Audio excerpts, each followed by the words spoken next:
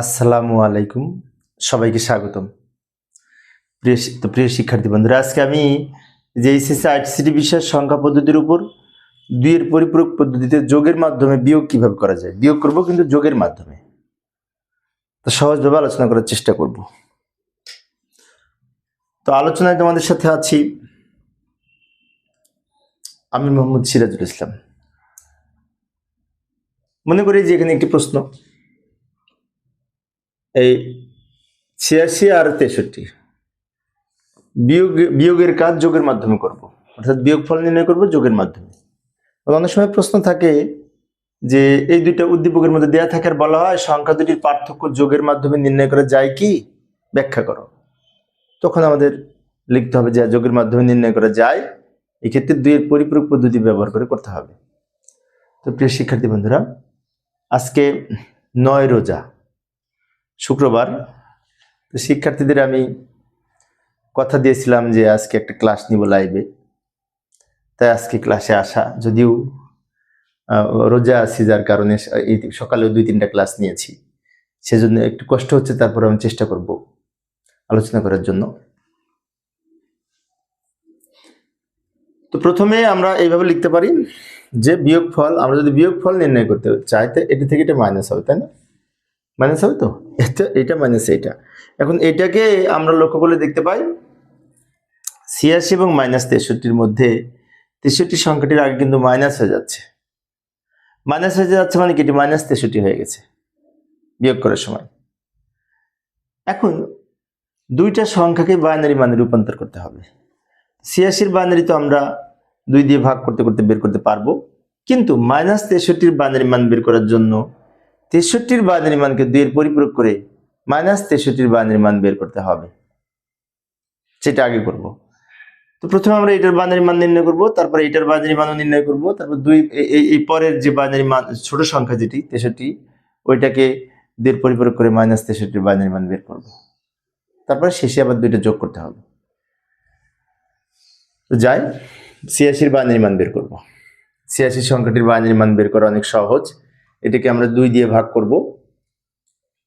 আমরা জানি binary base ২, তো কোনো সংখ্যাকে বাইনারি করতে হলে ২ দিয়ে ভাগ করতে হবে। ৮৬কে ২ দিয়ে ভাগ করলে ভাগফল ৪৩ প্রথমে লিখব, ভাগশেষ ০ থাকবে শেষে লিখব। ৪৩কে ২ দ্বারা ভাগ করলে ভাগফল ২২ প্রথমে লিখব, ভাগশেষ ১ থাকবে শেষে লিখব। ২১কে ২ দ্বারা ভাগ করলে ভাগফল ১০ প্রথমে লিখব, এখানে ভাগশেষ ১ থেকে যাবে শেষে লিখব। ১০কে আবার ২ দ্বারা ভাগ করলে ভাগফল ৫ হবে, প্রথমে লিখব, ভাগশেষ ০ থাকবে শেষে লিখব। ৫কে ২ দ্বারা ভাগ করলে ২ দুগুণে ৪, ভাগফল ২, ভাগশেষ ১। ২কে ২ দ্বারা ভাগ করলে ভাগফল ১, ভাগশেষ ০। ১কে ২ দ্বারা ভাগ করা যায় না, তখন ভাগফল যদি ০ লিখি তো এই ১ কিন্তু ভাগশেষ হিসেবে থেকে যায়, যেটি শেষে লিখব।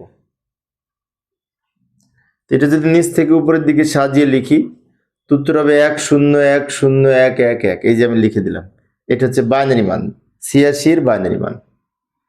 ২ এর পরিপূরক পদ্ধতিতে যোগের মাধ্যমে পার্থক্য নির্ণয় করার ক্ষেত্রে দুইটা সংখ্যারই বাইনারিতে রূপান্তর করতে হবে। তো ৮৬ বাইনারি মান নির্ণয় করলাম। এবার আরেকটা সংখ্যা ছিল 63, ওটারও বাইনারি মান নির্ণয় করব। ৬৩ বাইনারি মানকে নির্ণয়ের জন্য ২ দিয়ে ভাগ করব, সেম নিয়ম। বাইনারি মান বের করার জন্য ২ দিয়ে ভাগ করলে ভাগফল হবে ৩১, প্রথমে লিখব, এখানে ভাগশেষ ১ থেকে যাবে শেষে লিখব। ৩১কে ২ দ্বারা ভাগ করলে ভাগফল ১৫, প্রথমে লিখব, ভাগশেষ ১ থাকবে শেষে লিখব। ১৫কে ২ দ্বারা ভাগ করলে ভাগফল ৭, প্রথমে লিখব, ভাগশেষ ১ থাকবে শেষে লিখব।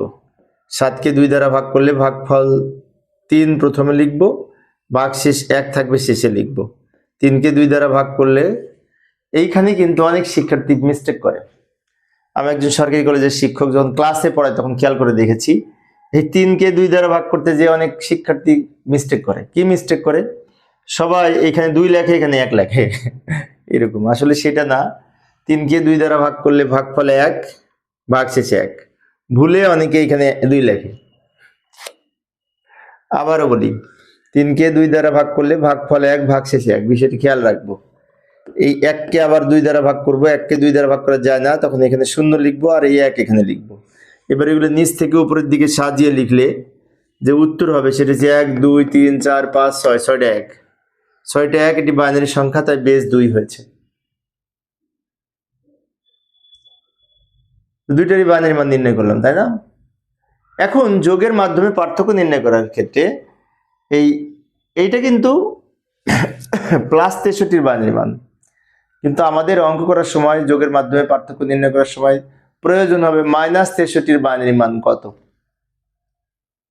তাহলে এই +63 বাইনারি মান কে 2 এর পরিপূরক করে -63 বাইনারি মান বের করতে হবে, তাই এটাকে 2 এর পরিপূরক নির্ণয় করব। 2 এর পরিপূরক মান নির্ণয়ের জন্য আমরা এইখানে একটা কাজ করতে পারি। 63 বাইনারি মান যেটি পেলাম 1 2 3 4 5 6 7টা 1 পেয়েছি, 7টা না 7 2 4 6টা 1, বাম দিকে আরো 2টা শূন্য দিয়ে 8 বিট তৈরি করে দিলাম। আমরা 6টা 1 পেয়েছিলাম 63 বাইনারি মান, তার বাম পাশে আরো 2টা শূন্য দিয়ে 8 বিট রেজিস্টারে সাজিয়ে নিলাম, যাকে বলা হয় 8 বিট প্রকৃত মান। 8 বিট 16 বিট ইত্যাদি রেজিস্টারে সাজিয়ে লিখতে হয়। তো 127 পর্যন্ত সংখ্যাগুলো 8 বিটে ধারণ করে, আর 127 এর পরেরগুলি আর 8 বিটে ধারণ করে না। যাই হোক, আমরা এখন এটাকে যদি 2 এর পরিপূরক করি, 2 এর পরিপূরক করতে হলে 2 এর পরিপূরকের আগে 1 এর পরিপূরক করতে হবে, তারপর সেই 1 এর পরিপূরকের সাথে 1 যোগ করলে 2 এর পরিপূরক মান পাবো। 1 এর পরিপূরকটা হচ্ছে এটাকে উল্টিয়ে লিখবো, যেমন উপরে 1 থাকলে 1 এর পরিবর্তে 0 হবে, 1 এর পরিবর্তে 0 হবে, 0 এর পরিবর্তে 1 হবে। অনেক সহজ। 1 এর পরিবর্তে 0 হয়েছে, 0 এর পরিবর্তে 1 হয়েছে। এটা হচ্ছে 1 এর পরিপূরক বাইনারি মান, জাস্ট উল্টিয়ে লিখলাম। এবার এই 1 এর পরিপূরক মানের সাথে 1 যদি প্লাস করি, এইখানে যে মানটা পাবো সেটাকে বলা হবে 2 এর পরিপূরক মান এবং -63 বাইনারি মান। যোগ করি, এই লাইনের সাথে কিন্তু 1 যোগ করব, উপরের লাইন কিন্তু যোগ হবে না, বিষয়টি মনে রাখবো। তো আমি যদি 0 সাথে 1 যোগ করি 1 হবে, আর এই শূন্যগুলো সব নেমে যাবে, এই 1 নেমে যাবে, অর্থাৎ এই 1 এর পরিপূরকের সাথে 1 যোগ করলে 2 এর পরিপূরক মান পেলাম, এটা -63 বাইনারি মান হলো। অনেক শিক্ষার্থীর মনে হতে পারে -63 বাইনারি মান কেন বলবো, তাই না? কারণ আমরা জানি যে 8 বিট রেজিস্টারের কোনো বাইনারি প্রকৃত মানের প্রথম বিটকে, বাম দিকে প্রথম বিটকে চিহ্ন বিট বলে বা সাইন্ড বিট বলে। চিহ্ন বিট 0 হলে সংখ্যাটি প্লাস হয়, এখানে চিহ্ন বিট যেহেতু 0 তাই এটি +63 বাইনারি মান। আবার চিহ্ন বিট 1 হলে সংখ্যাটি মাইনাস হয়, এখানে চিহ্ন বিট যেহেতু 1 তাই এটি -63 বাইনারি মান বলা যেতে পারে। তো আমাদের প্রশ্ন ছিল যোগের মাধ্যমে পার্থক্য নির্ণয় বা যোগের মাধ্যমে বিয়োগফল নির্ণয়। এখন আমরা কি করব, এই যে -63 বাইনারি মান পেলাম, এই বাইনারি মানের সাথে আরেকটা ছিল না, কত জন্য 86 না কত, ওটা তো বড় সংখ্যা। তো 86 বাইনারি মান বের করেছি, কিন্তু 86 বাইনারি মানকে 2 এর পরিপূরক করা লাগবে না, এইটাকে 2 এর পরিপূরক করেছি। এইবার শেষে কি করব, ওই 86 বাইনারি মানের সাথে এটা যোগ করব। 86 বাইনারি মান আমি এখানে লিখে নিব, এই যে কিছুক্ষণ আগে যেটি বের করলাম এইটার সাথে এটাকেও 8 বিটে সাজিয়ে লিখলাম, এটা নিচে লিখবো -63 বাইনারি মান, এটাও আমি কিছুক্ষণ আগে 2 এর পরিপূরক করে পেয়েছি। -63 বাইনারি মান এখানে লিখে নিলাম। এবার এই দুটো যোগ করব, এদিকে যোগ করব কিন্তু এদিকে বিয়োগ করে লিখব, এদিকে যোগ করব কিন্তু এদিকে পার্থক্য লিখব, আর ওই সাইডে যোগ করব।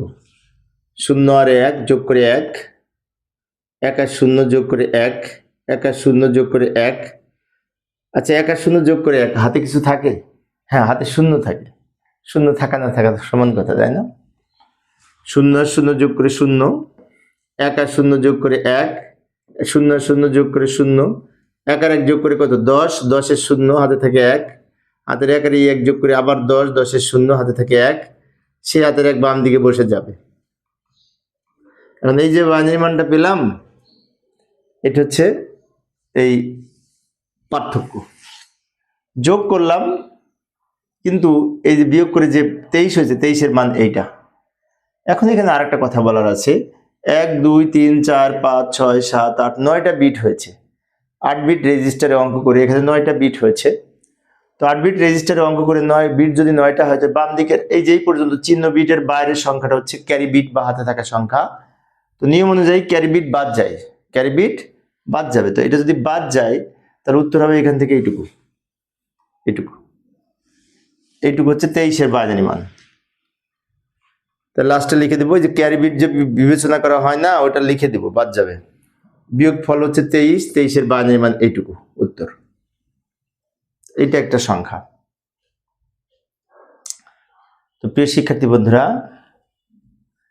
তোমরা যারা আমার সামনে অঙ্ক করতেছো তারা এই অঙ্কটি খাতায় তুলে নিতে পারো, আমি কিছুক্ষণের জন্য রেখে দিলাম, তোমরা এটা খাতায় তুলে নাও, পরের ক্লাসে আরেকটা করাবো।